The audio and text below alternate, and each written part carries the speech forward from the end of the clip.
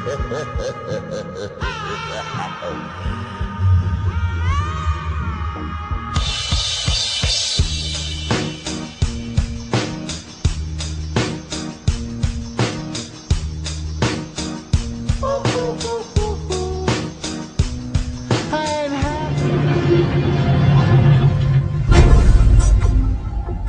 make a magical sigil, you first write down your desire or spell.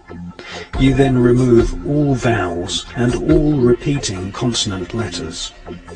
You then rearrange the remaining letters into an easily remembered symbol. This symbol, or sigil, contains the original spell. Sigils are often found in company logos. Every time you watch television, visit the supermarket, or walk the street, your subconscious is bombarded with sigils. In fact, you are living in one giant sigil.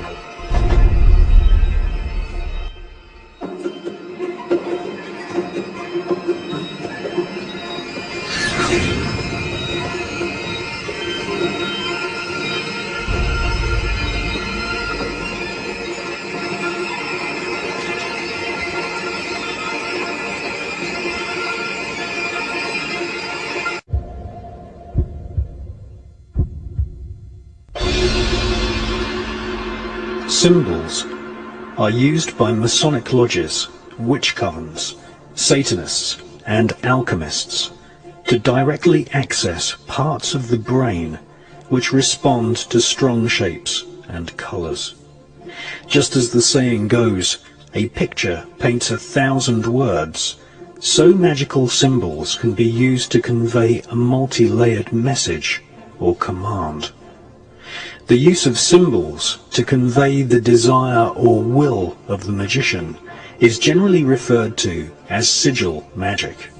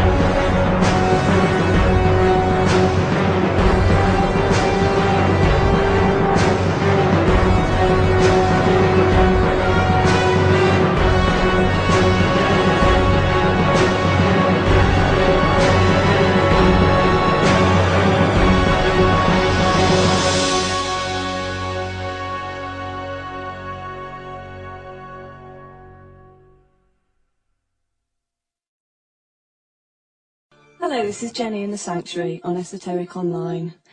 This week I've got Steve Mitchell with me, who's becoming a bit of a regular feature on the show, and today he's going to talk to us about earth energies and ley lines. Hi, Steve. Hi, Jenny. If you could perhaps start by telling us a little bit about the history of ley lines, because although obviously they're ancient in origin, they were only really rediscovered at the beginning of the 20th century, weren't they? Yeah, it's kind of crazy, all this rediscovering things. It's a bit like Columbo kind of finding America, isn't it? You know, people have been there before, people have been there a long time.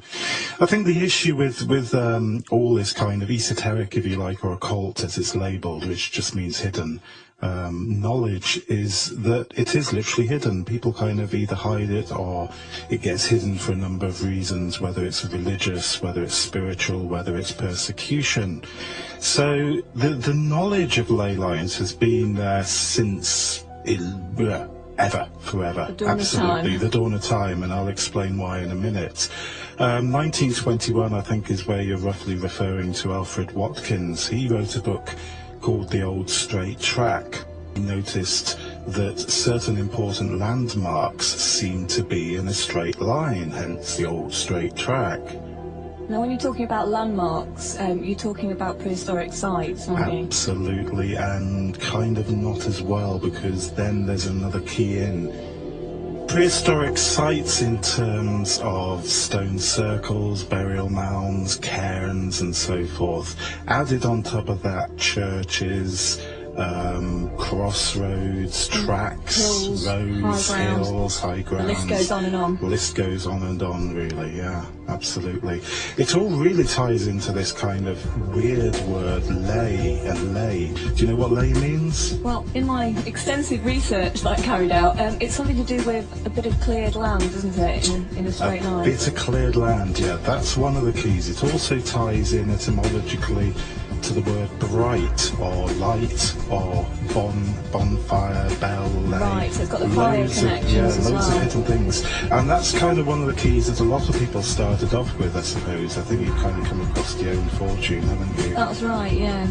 In the Goatfoot God, I think she was one of the first to put forward the more mystical side of the ley line, and the fact that there could be a power or an energy attached to it. Yeah, that's the kind of key, and the key to the lights, he felt, tied into the whole kind of idea of surveying the roads, surveying the countryside, that you could put fires up on the top of hills, and that would give you a point to reference to. Fire between two hills, big bonfire, if you like, fire in clearings, all that kind of thing. So the earth energies, for want of a better word, the whole kind of earth, the idea that these energies follow these lines, like you say, came a little bit later in a way, and yet probably also came a lot earlier. Yeah, I mean, 1935, I think it was, Arthur Lawton started dowsing, or coming up with the idea that you could dowse the lines as well.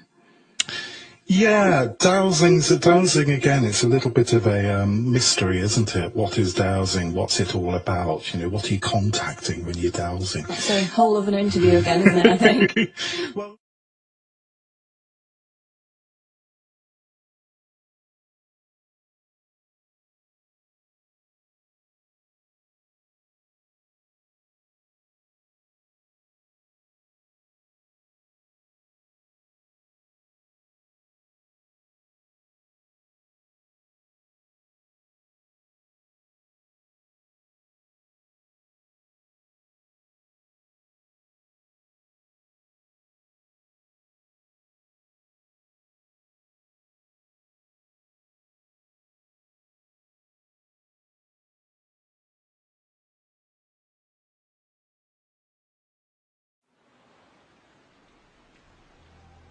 what am I supposed to do?